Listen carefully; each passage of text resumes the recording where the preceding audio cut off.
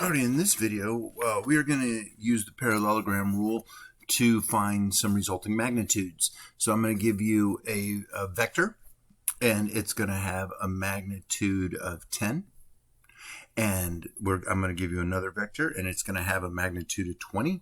And I want to add those two vectors together that have an angle between them of 135 degrees, and I want to find the resultant vector. Alrighty, so a couple cool things to remember about parallelograms. I talked about it in the last video. Remember, a parallelogram is a quadrilateral. That means it has four sides. Opposite sides are parallel and equal in length. The opposite angles we said are the same, and the angles that are on the same side are supplementary. They add up to 180. And the diagonals of a parallelogram cut each other in half, but they don't cut angles in half. They may or may not, depending on the type of parallelogram it is, but in general, they don't. All right, so let's start with this. So use our parallelogram rule. So we're going to go initial point to initial point to find the resultant force given this. Alrighty. So U has a magnitude of 10. So what I'm going to do is I'm going to come here and I'm going to say, alrighty, so here is vector U and it has a magnitude of 10. Now we have vector V. Vector V is going to have a magnitude of 20, and it's going to make an angle, so it's going to be twice as long. I'm going to try to get it twice as long as the blue one, and it's going to have an angle between the blue and the green one of 135 degrees. And we're trying to say that this angle right here is 135 degrees. So if you remember what we said earlier, the parallelogram rule says let's come down here and let's do another blue side that's about as long as this side. And then I'm going to come from up here. And that should be about as long as my other green one. That would make this angle 135. 180 minus 135. These two angles are then 45. And my resultant vector is going to go from the initial point of my original vectors to the opposite corner. And that is the length I want to find. I want to find that magnitude.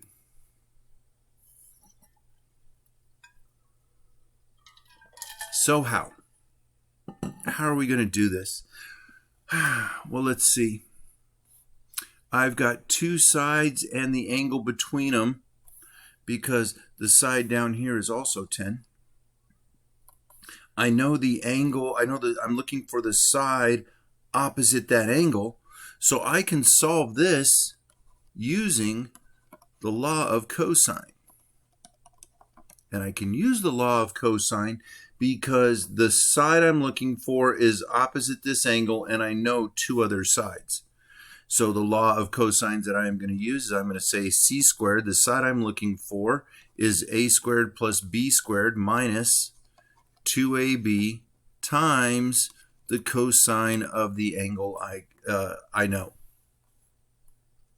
So c is x, that's what I'm looking for, equals 10 squared plus 20 squared minus 2 times 10 times 20 times the cosine of 45. Wow. I'm going to put all that into my calculator, and I chose, remember again, I chose law of cosines because I've got two sides and the angle in the middle, and I'm looking for the side opposite that angle. So when I put all of the stuff in the right in my calculator, I am going to get x squared equals 217.1572875. That was what my screen said. Then I need to take the square root of this. So when I put this into the calculator, I'm literally going to take the square root of the last answer because it'll be more accurate. So x gives me about 14.7. So this has a resulting force of about 14.7. Boom. That's not so bad. Why don't we try this one? They did the drawing for us already, so that's kind of nice. So two forces of 15 and 22 newtons act on a point in the plane. I really don't care what the force is called for the math, but it is kind of nice to know what we're talking about. A newton is a unit of force that equals about 0.225 pounds. So almost a quarter of a pound of pushing it. So if you take your finger on like a small scale and you drag it down until you get to 4 ounces, that amount of force is a newton. The angle between the forces is 100 degrees, which it shows us. Find the magnitude of this vector. Well, you know what? I think this might be a good place for us to stop, and you actually finish it up because they even told you these are 80. They labeled all the sides. So here's a hint. Why don't you use the law of cosines? Use the law of cosines. Use my last one as an example, and when we get together in class, we will do this one together. Alrighty? So if you got any questions over the last one or setting up this one that you got to a certain point and you stopped, go ahead and let me know when we see each other next, and I'll be glad to answer it. Have a great one.